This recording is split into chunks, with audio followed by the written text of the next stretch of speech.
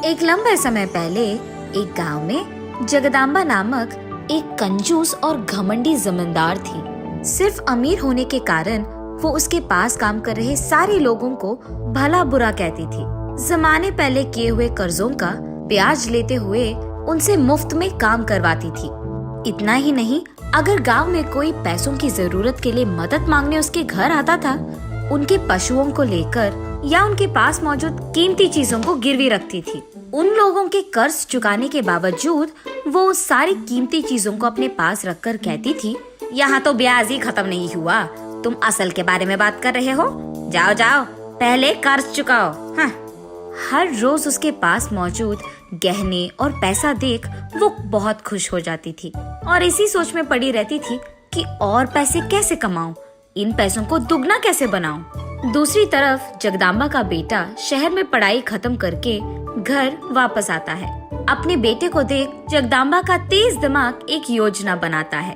तुरंत पंडित को बुलाकर मेरे बेटे की शादी करनी है, यहाँ मौजूद सारे गाँव में मुझसे भी अमीर खानदान की बेटी लाओ, ऐसे कहती है। पड़ोसी गांव में एक अमीर खानदान की बेटी मंदाकिनी का अपने बेटे से शादी करवाती है और क्योंकि मंदाकिनी उनकी इकलौती बेटी थी, उसके खानदान का सारा पैसा वो मंदाकिनी के शादी में दहेज के रूप में देते हैं मंदाकिनी के माता पिता। और बस जगदम्बा की खुशी की तो कोई सीमा नहीं थी। उसका जायदाद एक ही बार में दुगना हो चुका था। लेकिन मंदाकिनी जगदम्बा की तरह कंजूस नहीं थी। वो अपना मनपसंद खाना खाती थी, मनपसंद चीजें करती थी और उसको जैसे पसंद था वैसे ही रहती थी। लेकिन यहाँ उसकी सास दिन ब दिन कंजूस बनते जा रही थी। एक दिन जब मंदाकिनी टीवी देख रही थी, जगदम्बा आकर इतनी हरी भरी प्रकृति है, इतना अच्छा मौसम है, तुम घर में टीवी क्या देख रही हो, ये कहकर टीवी को बंद करके आओ बहू बाहर आओ, इस प्रकृति का मजा लो, ऐसे कहती है। एक और दिन जब मंदाकिनी अपने मनपसंद के 2-3 व्यंजन मंगाकर उसके सामने रखकर खाने ही वाली थी, बाप रे एक ही बार में इतने व्यंजन, ये कहकर वो एक ही व्यंजन वहाँ पे रखकर बाकी सारे अंदर रख देती है। अपनी सास की कंजूसी देख मंदाकिनी थक जाती है और वो ठान बैठती है कि वो अपनी सास को सबक भी सिखाएगी और उनमें बदलाव भी लाएगी। वो उसके घर में मौजूद पुराना टीवी फेंककर एक बड़ा टीवी और फैन को निकालकर एसी लगवाती है। ये देख जगदम्बा, अरे बाप रे बहू, क्या तुम पागल हो गई हो, इतने पैसों का नुकसान क्यों कर रही हो, वैसे इन सब की अब क्या जरूरत है, जानती भी हो कि करंट बिल कितना आएगा। ये सब मेरे पैसों से खरीदा है मैंने, इससे आपका कोई लेना देना नहीं है। तुम्हारे पैसे? यहाँ कहाँ से आए तुम्हारे पैसे? मेरे माँ बाप ने मेरी जायदाद दहेज में दिया था तुम्हें सासू माँ, ये भूलिए मत। अब आपके पास जितना भी पर जायदाद मौजूद है ना, उसमें आधा हिस्सा मेरा है, मेरे पैसे मेरी मर्जी, ऐसे घमंड से बोलती है। जगदम्बा बहस नहीं कर पाती है और चुपचाप वहाँ से चली जाती है। अगले ही दिन बाहर से अलग प्रकार के व्यंजन मंगवाकर उन सबको खाने लगती है मंदाकिनी। ये देख जगदम्बा, हाय भगवान, बाप रे, ये कौन सी खाना है बहू, इतने सारे व्यंजन एक ही साथ में कोई खाता है क्या? और इस सबको खरीदने में तुमने कितने पैसे गंवा दिया, क्या तुम्हारा दिमाग काम नहीं कर रहा है? मनपसंद खाना ना खाए बिना मुझे भी क्या आप ही की तरह कंजूस बनाना चाहते हो? मैं कंजूस नहीं हूँ बहू, मैं पैसों को संभाल के रख रही हूँ, उन्हें इकट्ठा कर रही हूँ मैं। इतना सारा पैसा इकट्ठा करके आप क्या ही कर लोगे सासू माँ? इस दुनिया में पैसे है तो सब कुछ होगा, पैसों से हम कोई भी चीज खरीद पाएंगे। अच्छा ऐसा है क्या? ठीक है, तो फिर मैं आपको साबित करती हूँ कि पैसों से सब कुछ नहीं खरीद सकते हो आप, और अगर ऐसा ही हुआ तो आपके सारे जायदाद आपको मेरे नाम करना होगा और मैं जो कहूँगी वही सुनना होगा। मंजूर है?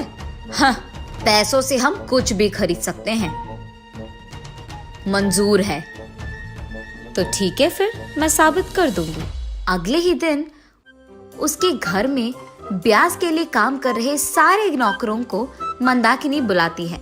तुम्हारे सारे कर्ज मैंने चुका दिया है, अब तुम लोग यहाँ से आजाद हो, चले जाओ। वहाँ के सारे नौकर मंदाकिनी का शुक्रिया अदा करके खुशी खुशी वहाँ से चले जाते हैं। बहू क्या कर रही है ये समझ ना आने के कारण चुपचाप उसे देखती रहती है जगदाम्बा। दोपहर का समय होते ही जगदाम्बा को भूख लगने लगता है। घर में तो नौकर नहीं है, काम करने भी कोई नहीं है, इसीलिए बहू को बुलाकर खाना बनाने कहती है जगदाम्बा। हाँ, मैं क्यों खाना पकाऊं? मैंने तो बाहर से खाना मंगाकर कब का खा लिया। आपको अगर इतना ही भूख लग रहा है तो आप खाना खुद पकाओ। मुझे खाना बनाना नहीं आता बहू। तो फिर आप बाहर से मंगाओ। आपके पास तो पैसों की कोई कमी नहीं है ना सासू माँ। ये कहकर मंदाकिनी वहाँ से चली जाती है। जगदाम्बा को पैसे खर्च करने की इच्छा नहीं होती है, इसीलिए सारा दिन वो भूखे पेट पे ही सोती है। अगले दिन जोर की भूख लगने के कारण जगदाम्बा रसोई घर का काम देने के लिए नौकर को ढूंढने गांव में जाती है, लेकिन उसे देख कोई नहीं आता है। ऊपर से ब्यास का नाम लेकर इतने दिन हमको तुमने सताया है कि तो होना ही था। हाँ, ऐसे कहते हैं। ये सुनकर जगदाम्बा कुछ नहीं कह पाती है और वहाँ से चली जाती है।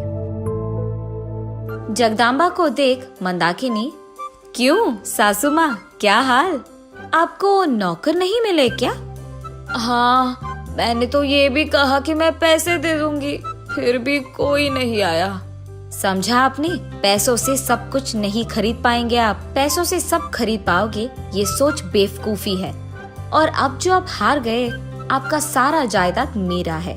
घर की जिम्मेदारी मुझ पर छोड़ दीजिए और आप एक कोने में बैठकर खुश रहिए, बाकी मैं संभाल लूंगी। ऐसे कहती है मंदाकिनी। जगदाम्बा चुपचाप घर की जिम्मेदारी और चाबी दोनों मंदाकिनी के हाथ में सौंप देती है और चुपचाप कोने में बैठी रहती है जगदाम्बा। नैतिक, इस सारी दुनिया में सब कुछ पैसों से नहीं खरीद पाओगे। हमारे व्यवहार से ही कुछ चीजों को कमाया जाता है।